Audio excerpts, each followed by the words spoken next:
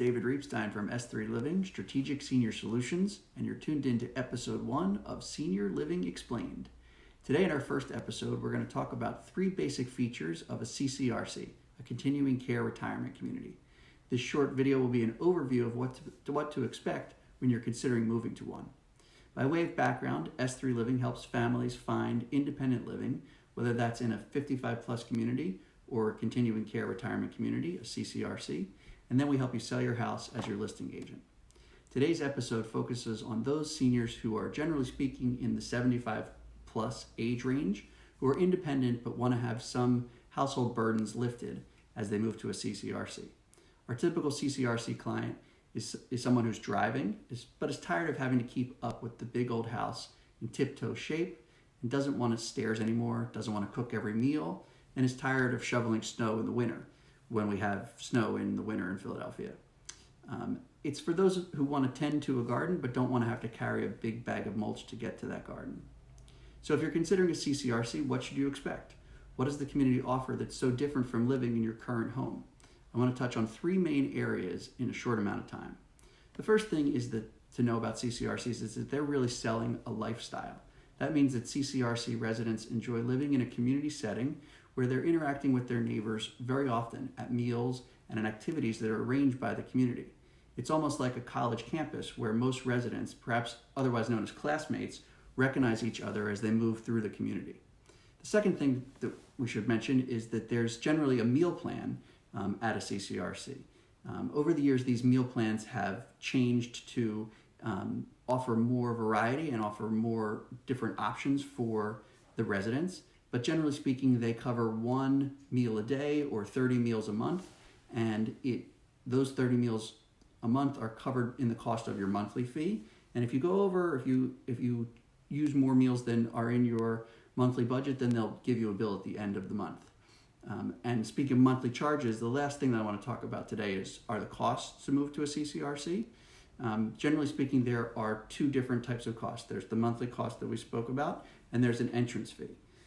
And generally the entrance fee, I should start with the monthly fee, is set up to, remember, a CCRC is set up to support basically apartment-style living, where you're either in an apartment, whether that means you're living in an apartment or a duplex or a standalone home, it's built as an apartment.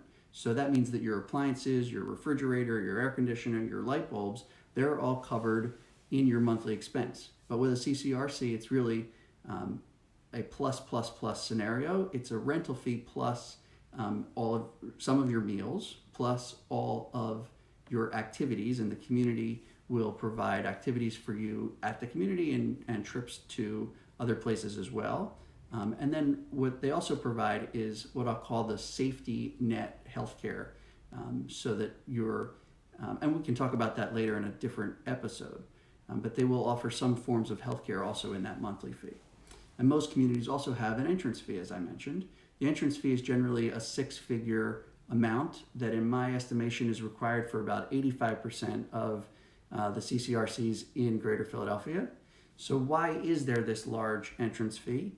The answer to that could really be its own episode, but for these purposes, it has to do with the fact that when communities are initially started, the future residents pledge entrance fees that are due upon occupancy are one of the main sources used to pay back the construction financing that starts the community and any expansion thereof. So for purposes of this episode, the takeaway should be that if you're thinking of a CCRC, and most CCRCs will have an entrance fee, and it's going to be in the 6-figure range. The exception to that is that there's about maybe 10 or 15% of the CCRCs in Greater Philadelphia are moving to a rental model where the entrance fee is actually a community fee, and it's much smaller in the $15,000 or less range.